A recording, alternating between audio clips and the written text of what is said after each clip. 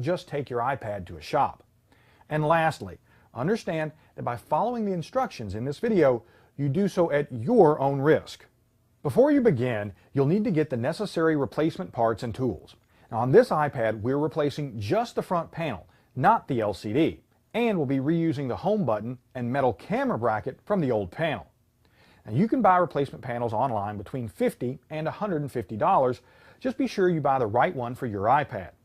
And depending on where you buy the panel, it may come with pre-cut adhesive strips.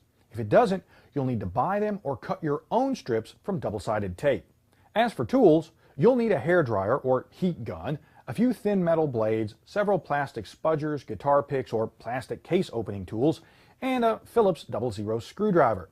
Again, you can pick these up online if you don't have them. Lastly, I'll be replacing the panel on an iPad 2, but the same basic steps can be used on the iPad 3. The first step is to back up all the iPad's data using iCloud or iTunes, just in case something goes wrong. With that done, you can begin removing the cracked panel by heating its edges with a hairdryer or heat gun. This loosens the adhesive that holds the panel to the case. Heat a small area of the panel until you can easily insert a thin tool between the panel and the case and gently pry them apart.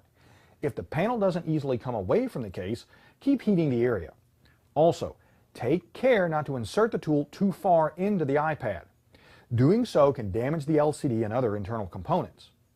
Once you've created a small gap in one area, work your way around the edge, heating and prying as you go. You'll need to leave placeholders, like this spudger, in the separated sections to prevent the panel and case from sticking back together. You'll also need to be very careful when working to the right of the home button. The Wi-Fi antenna is attached to the panel here, and you'll need to gently pry it loose without damaging it. And although we're not really worried about breaking the panel anymore, take care around the bottom left corner. The panel's digitizer cable is located here, and you don't want to damage any other internal components by carelessly yanking it loose. With the panel separated from the case, we need to disconnect it from the main circuit board. Unfortunately, the connector is located under the LCD, so remove the display's 4 Phillips screws and lift it away from the case, holding it along the right edge and folding it over along the left. Then disconnect the LCD connector from the main board and set the display somewhere safe. We can now disconnect the broken panel. First, carefully flip up the 2 locking levers on the digitizer cable connector. As you remove the cable from the connector, you'll need to gently peel it away from the main board's metal shielding. With the broken panel completely detached, we can now remove the home button contact using our Phillips screwdriver. Then, using our hairdryer again, heat and remove the bracket and button. The camera plate comes off in a similar manner. You'll also want to remove any pieces of adhesive that are still stuck to the metal case. We're now ready to assemble and install the new front panel. First, attach the old home button and camera plate using your pre-cut adhesive strips. Next, reconnect the digitizer cable and flip down the locking levers. Reconnect the LCD and secure it to the frame with its screws. Now, fold the front cover over into place, being extremely careful not to damage its cable.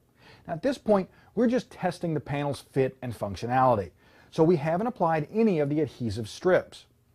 Turn the iPad on and verify that everything works. If it does, turn the unit off, lift open the panel, and apply the adhesive strips. Now, before closing the panel for hopefully the last time, carefully inspect the LCD and inside of the panel for dust. If you see any, gently remove it using a microfiber cloth or puff of air. Avoid touching the inside of the panel's viewing area or the LCD with your fingers or anything else that might damage these surfaces. Once you're sure both surfaces are clean, fold the front panel back onto the metal case and press firmly but gently along the edges. After removing the front panel's protective film, the